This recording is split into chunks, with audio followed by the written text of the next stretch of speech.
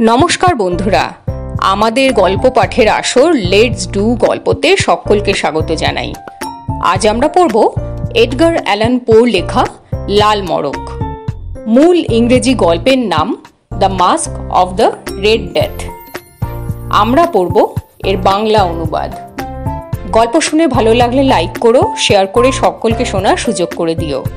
আসরে আজ প্রথমবার এলে বা এখনো সাবস্ক্রাইব না করে থাকলে করে দিও প্লিজ। পাশে থাকা নোটিফিকেশন বেল আইকনটা অবশ্যই ক্লিক করো, তাতে আসরে যখনই কোনো নতুন গল্প আসবে সবার আগে তার খবর তোমার কাছে পৌঁছে যাবে। তাহলে চলো শুরু করা যাক। আজকের গল্প এডগার অ্যালান পোর লেখা লাল মড়ক, the mask of the red death. তো চলো, লেটস স্টার্ট, লেটস ডু গল্প।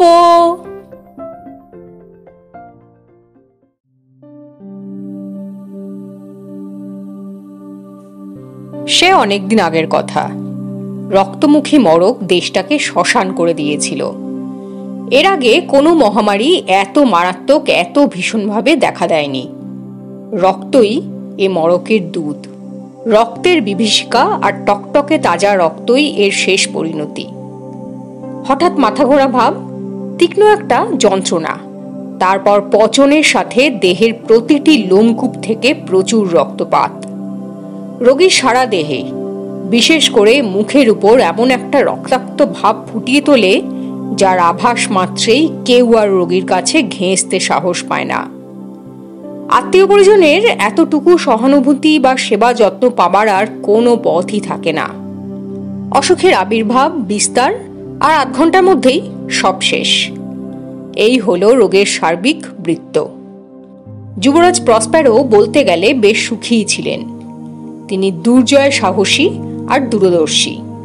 তার রাজ্যের অর্ধেক লোক যখন প্রায় নিশ্চিহ্ন হয়ে গেল, তখন তিনি তার পরিষদ ও তাদের পরিবারের লোকজনদের মধ্যে থেকে 1000 সুস্থ সবল আমুদে বন্ধুবান্ধবকে তলব করলেন। তারপর তাদের নিয়ে তিনি তাঁর এক নিরিবিলি দুর্গপ্রসাদে আশ্রয় নিলেন। দুর্গটি বিরাটাকার ও গঠন নৈপুণ্যে সত্যিই চমৎকার। এটি তাঁর খেয়ালি অথচ সুরুচি সম্পন্ন ঘরের মতো করেই তিনি তৈরি করিয়েছিলেন। বিরাট উঁচু ও মজবুত একটা দেওয়াল দুর্গটিকে ঘিরে রেখেছে। দেওয়ালের মধ্যে বিরাট সব লোহার দরজা।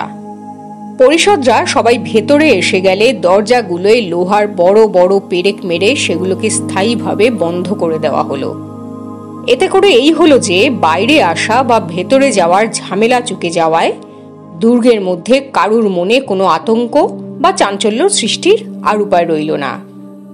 দুর্গটির মধ্যে খাওয়া দাওয়ার যাবতীয় ব্যাপার সুচারু বন্দোবস্ত করা হলো।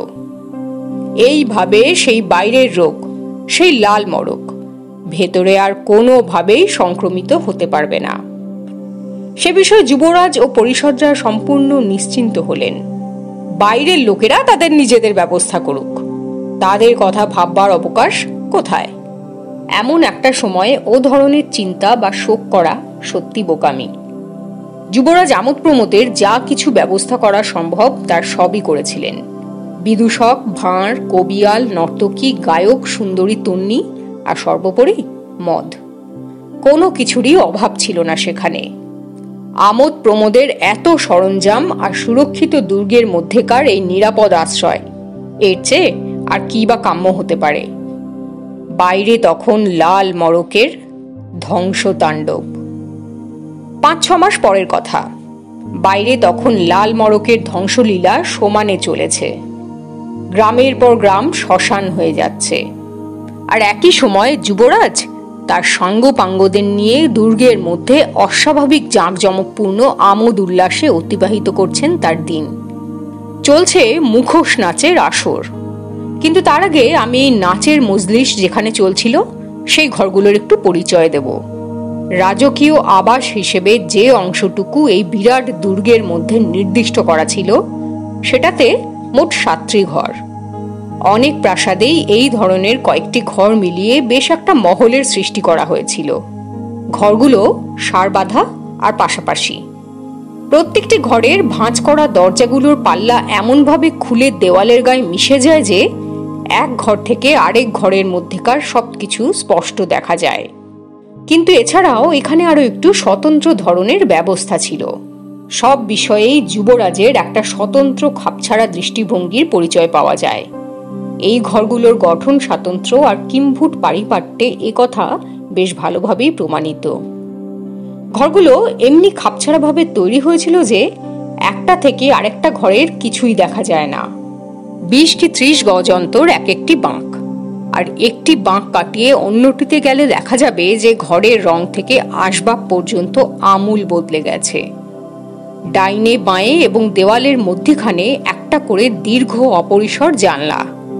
গথিক আকারের এই জানলাগুলোর মধ্যে দিয়ে তাকালে সম্মুখে দেখা যাবে লম্বা একটা বারান্দা। ঘরগুলোর প্রত্যেকটির বাঁক এই বারান্দায় এসে মিশেছে। জানলাগুলোয় রঙিন কাঁচ দেওয়া। এক একটা জানলা এক এক রঙের। ঘর আর আসবাবপত্রের রঙের সাথে রং মিলিয়ে সেই ঘরের জানলাগুলোর রং করা হয়েছে। যেমন পূর্ব দিকের শেষ ঘরটার রং নীল, এ ঘরের জানলাগুলোও নীল, তাদের কাঁচও নীল। তার পাশের ঘরটার রং ধোঁয়াটে। ঘরের ভেতর লতা পাতার ছবি আঁকা পর্দা, আসবাবপত্র, এমনকি জানালার চৌকাঠ পর্যন্ত ধোঁয়াটে রঙের। তৃতীয়টিরই এইভাবে আগাগোড়া সবুজ, চতুর্থটি কমলা রঙের, পঞ্চম ঘরটা আগাগোড়া সাদা, ষষ্ঠ ঘরে সবকিছুই বেগুনি, সপ্তম ঘরে ভারী কালো রঙের পর্দাগুলো ভাঁজ হয়ে মেঝেতে যে কার্পেটটির উপর নেমে এসেছে তার রঙও কালো। এই একটি মাত্র ঘর যার মধ্যেকার জানালার রং ঘরের আসবাবপত্রের রঙের সঙ্গে মেলেনি। জানালার চৌকাঠ রক্তবর্ণ। সব ঘরের মধ্যে চারদিকে ইতস্তত বিক্ষিপ্ত সোনালী জিনিসপত্র। দু একটা ঝাড়বাতিও ঝুলছে ছাদ থেকে। এগুলোর মধ্যে একটি দীপাধার। এই একটি মাত্র ঘর ছাড়া অন্য কোনো ঘরেই কোনো দীপাধার নেই। কোনো ঘরে আলো নেই বটে, কিন্তু বারান্দার দিকে প্রত্যেকটি ঘরের যে একটি করে জানালা, তার প্রত্যেকটির সামনে ভারী তেপায়া টুলের ওপর একটা করে বাতি রাখা হয়েছে। মশালের মতো উজ্জ্বল আলো জানালার রঙিন কাঁচ ভেদ করে ঘরগুলোকে নানা রঙের আলোতে উদ্ভাসিত করে রেখেছে।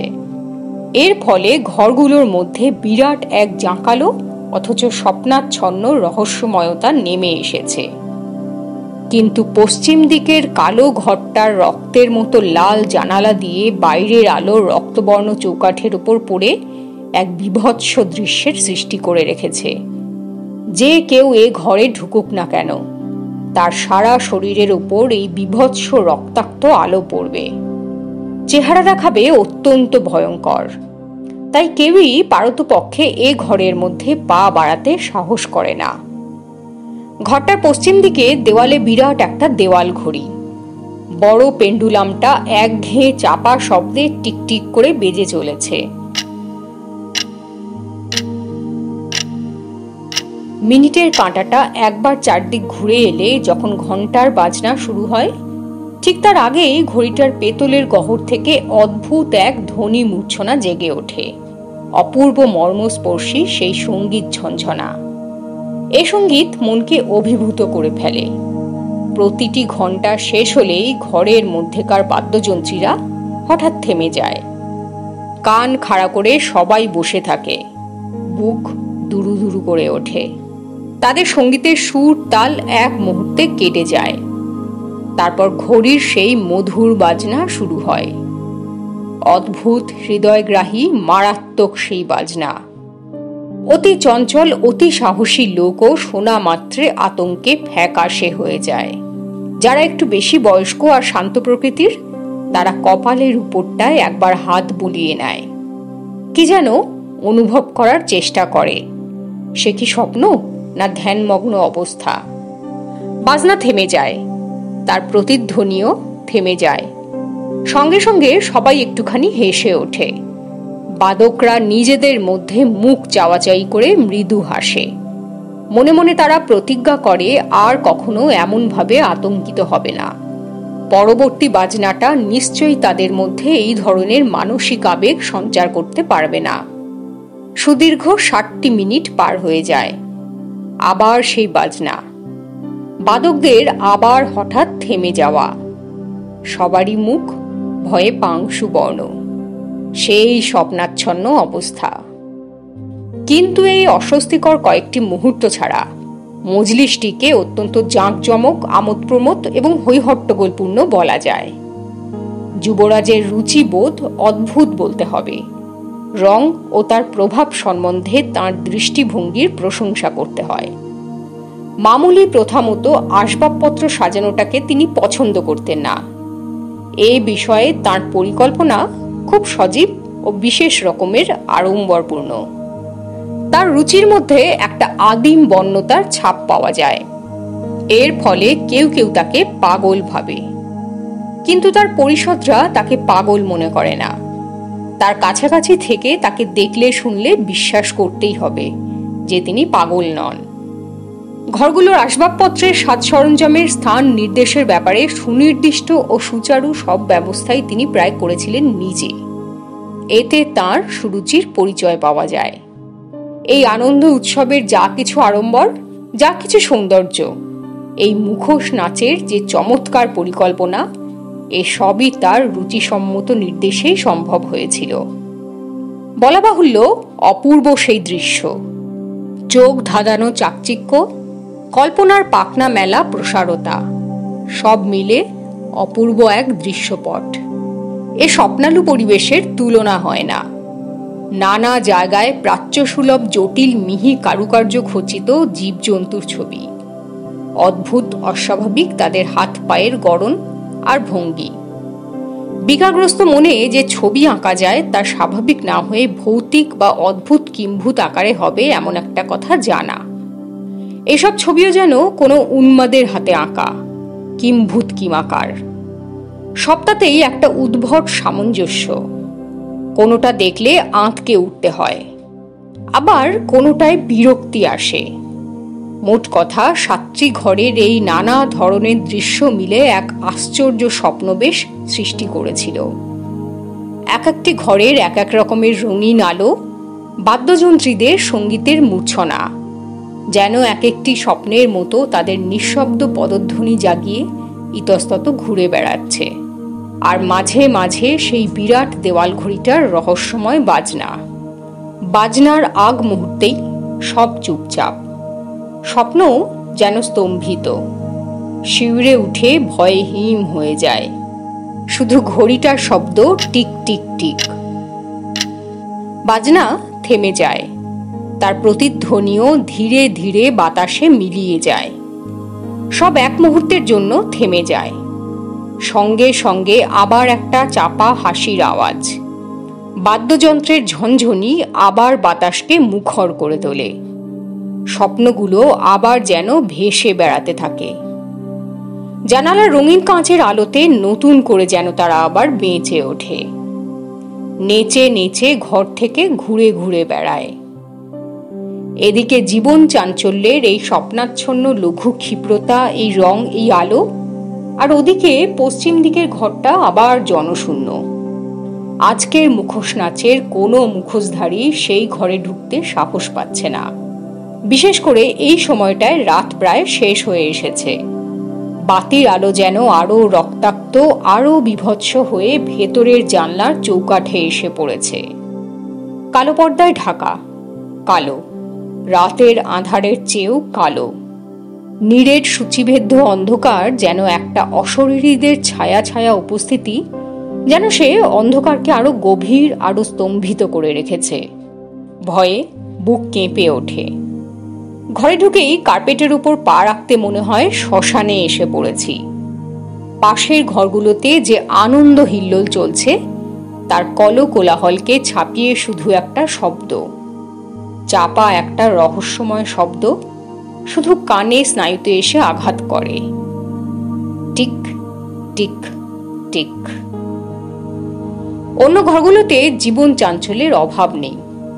এই প্রমোদ উন্মাদনা বয়েই চলে মাঝরাত পর্যন্ত।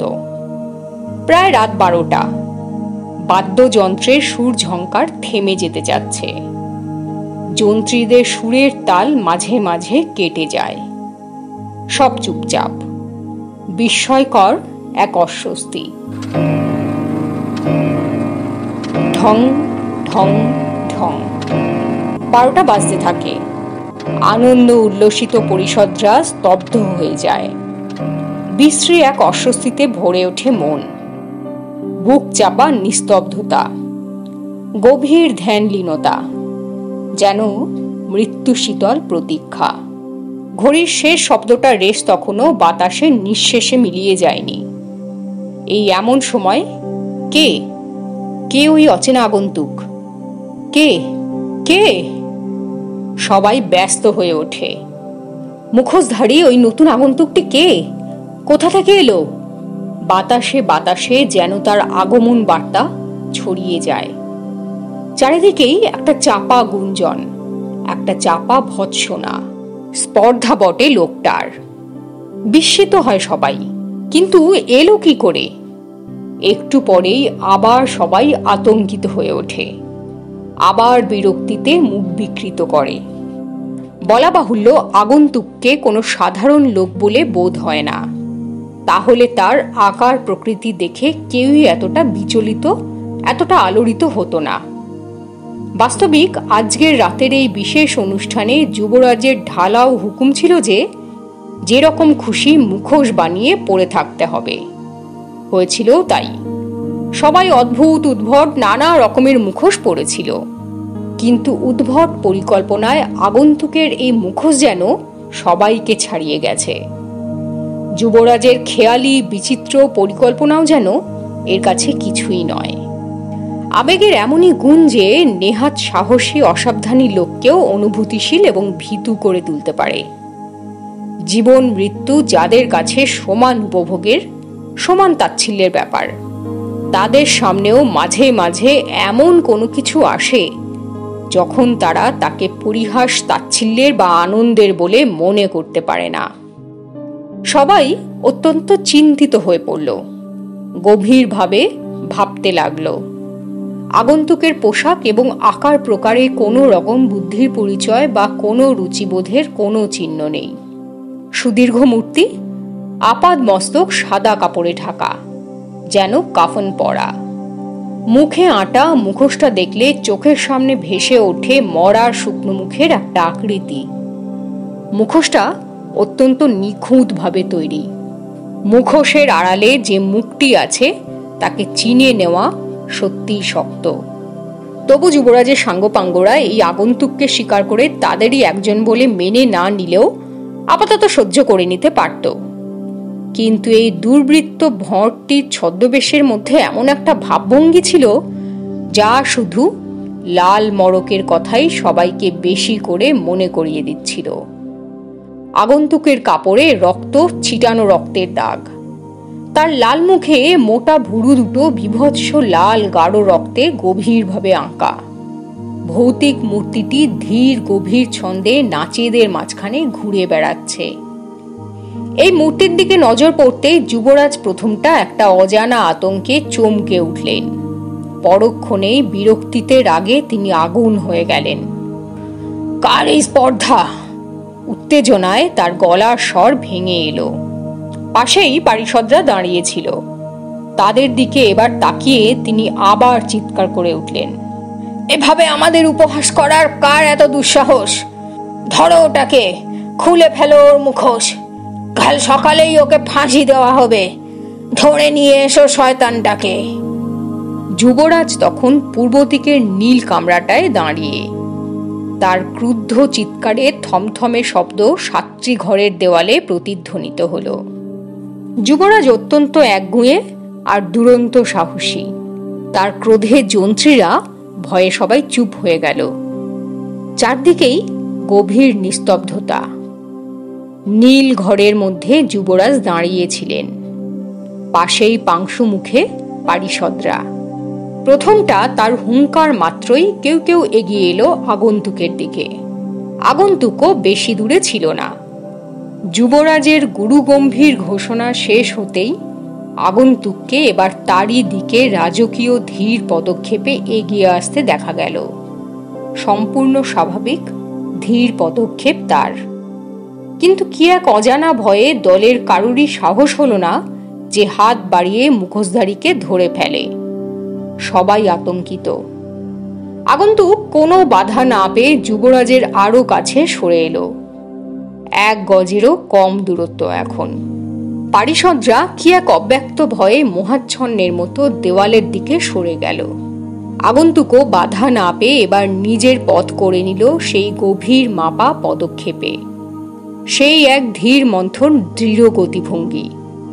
প্রথমে গেল নীল থেকে ধূসর বর্ণের ঘরে, সেই ঘর থেকে সবুজ ঘরে, সবুজ ঘর পেরিয়ে কমলা রঙের ঘরে, এ ঘর থেকে সাদা ঘর হয়ে বেগুনি রঙের ঘরে। যুবরাজ তার সাময়িক দুর্বলতার কথা মনে করে মনে মনে লজ্জিত হলেন। রাগে পাগলের মতো হয়ে তিনি পাশাপাশি 6টা ঘরের মধ্যে দিয়ে মুখোশধারীকে তাড়া করে নিয়ে গেলেন। পারিষদরা সবাই অপার্থিব এই দৃশ্য আর সহ্য করতে না পেরে আতঙ্কে এমনই অভিভূত হয়ে পড়ল যে প্রভু যুবরাজকে অনুসরণ করার মতো শক্তিও যেন তাদের শেষ হয়ে গেল। ক্রোধে উন্মাদনায় যুবরাজ দিকবিদিক জ্ঞান শূন্য প্রায়। হাতে খোলা তলোয়ার নিয়ে তিনি হুঙ্কার দিতে দিতে তাড়া করে চললেন। শেষে প্রায় ধরে ফেলার উপক্রম। মুখোশধারী আর মাত্র 2 হাত দূরে। মূর্তিটি লাল ঘরে ঢুকে পড়ল। যুবরাজ ঢুকে পড়লেন সেই ঘরে। হঠাৎ মুখোশধারী ঘুরে দাঁড়ালো যুবরাজেরই মুখোমুখি। মাঝে একটি মাত্র মুহূর্ত, তারপরে বিকট এক আর্তনাদ।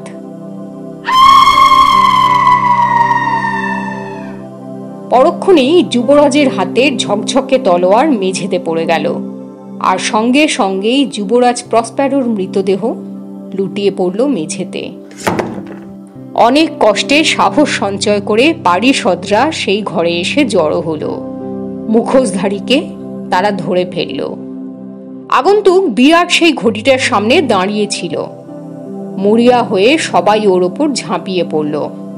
মুখোশটা টেনে ছিঁড়ে ফেলতে চাইল, কিন্তু একই শুকনো মরার মুখের মতো মুখোশটা খুলে এলো।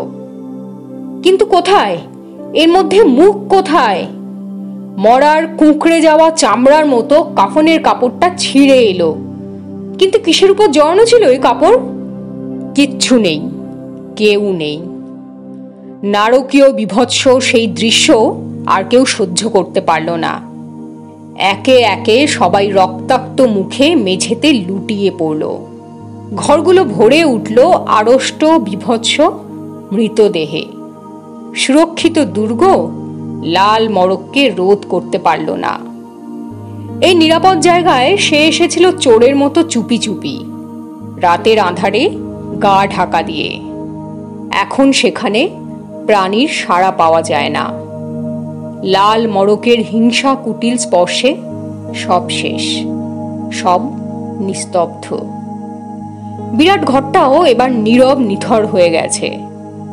রক্তমুখী মড়কের এই ধ্বংসের রাজ্যে কোনো শব্দ, কোনো জীবন চাঞ্চল্য আর নেই, শুধুই নিস্তব্ধতা।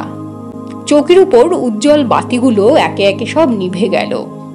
স্তব্ধ রাত, মৃত্যু শীতল কালো রাত, ধ্বংসের রাত, লাল মড়কের অনন্ত অসীম রাজ্য। শেষ হলো এডগার অ্যালান পোর লেখা লাল মড়ক বা the mask of the red death. কেমন লাগলো কমেন্ট করে জানিও। অন্য কোনো গল্প শোনার ইচ্ছে হলে সেটাও আমাকে কমেন্ট করে জানিও, চেষ্টা করব পাঠ করার। আজকের গল্প শুনে ভালো লাগলে লাইক করো, শেয়ার করে সকলকে শোনার সুযোগ করে দিও। আসরে আজ প্রথমবার এলে বা এখনো সাবস্ক্রাইব না করে থাকলে করে দিও প্লিজ। পাশে থাকা নোটিফিকেশন বেল আইকনটা অবশ্যই ক্লিক করো, তাতে আসরে যখনই কোনো নতুন গল্প আসবে সবার আগে তার খবর তোমার কাছে পৌঁছে যাবে। তাহলে আজকের মতো বিদায় নিচ্ছি। আবার হাজির হব লেটস ডু গল্পের পরবর্তী এপিসোডে এরকমই অসাধারণ কোনো একটা গল্প নিয়ে। Till then take care and stay tune to let's do গল্প।